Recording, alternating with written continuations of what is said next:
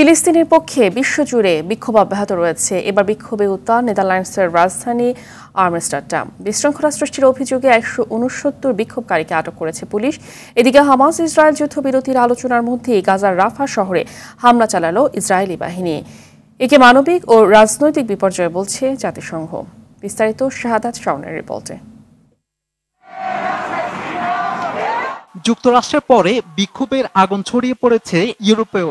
ইউরোপের বিভিন্ন দেশের মতো এবার বিক্ষোভে উত্তাল হয়েছে নেদারল্যান্ডস। বিক্ষোভে লাঠিচার্জ করে পুলিশ। এ ঘটনায় আটক করে 169 জনকে। এছাড়াও অস্ট্রিয়ার ভিয়েনা বিশ্ববিদ্যালয়ে, ফিনল্যান্ডের হেলসিঙ্কি, ডেনমার্কের কোপেনহেগেন, ইতালির বোলোগনা, স্পেনের ভ্যালেন্সিয়া বিশ্ববিদ্যালয়ের ফিলিস্তিনপন্থী শিক্ষার্থীরা বিক্ষোভ করে। এদিকে যুদ্ধবিরতির আলোচনার মধ্যে গাজার রাফা শহরে হামলা চালায় বর্বর ইসরায়েলি বাহিনী।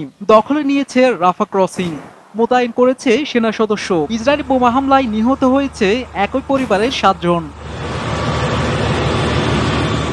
এ পরিস্থিতিতে দেশটিতে একটি অস্ত্রের চালান স্থগিত করেছে যুক্তরাষ্ট্র।